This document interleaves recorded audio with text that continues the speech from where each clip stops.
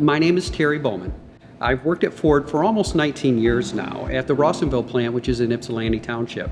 And over those 19 years, since you spend so much time together with your coworkers, you become invested in each other and become invested in their families, and we get to know each other very well. Michigan is now a right-to-work state, and it happened just under 3 years ago.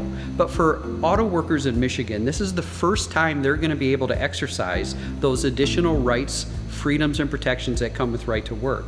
So I want to explain why I have decided and why I've chosen to cut my membership with the UAW and end the forced relationship that I've had with them for the past 19 years. Well, the First Amendment to the Constitution gives all workers, anybody in the United States, what's called the freedom of association. But conversely, it also means the freedom to not associate. You know, unions of today, they are not the unions of our grandfathers. They don't do their intended purpose, and that's just to represent the employees in the realms of the workplace. The political and social agenda, the election day politics, and the millions of dollars that unions spend each and every day is, for me, the biggest issue why I can no longer support the UAW. Thomas Jefferson once said that to force the contributions of money for a propagation of ideas that one disbelieves is both sinful and tyrannical. And I believe that's exactly right.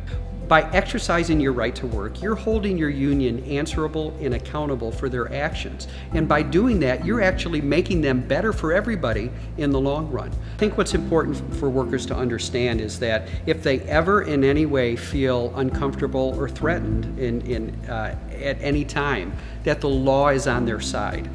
Union bullying tactics cannot take place legally. So workers need to know that the law is on their side for this issue. I was born and raised in Michigan. My father retired from Ford. I have an uncle that retired from Ford. I have two brothers that at one time or another both worked for Ford Motor Company, and I have cousins that also work for Ford Motor Company. So there's a long family history here with the company itself. So I have been involved in the media. I've been out on the airwaves, both locally and nationally. I've written newspaper columns. I've traveled all around the country talking about this issue. I will be there out front helping individual union members make that decision, answering questions, and being there for them. I can't go away because this is a divisive issue, and I think people need to know truth and reality and how it affects them and their families in the long run.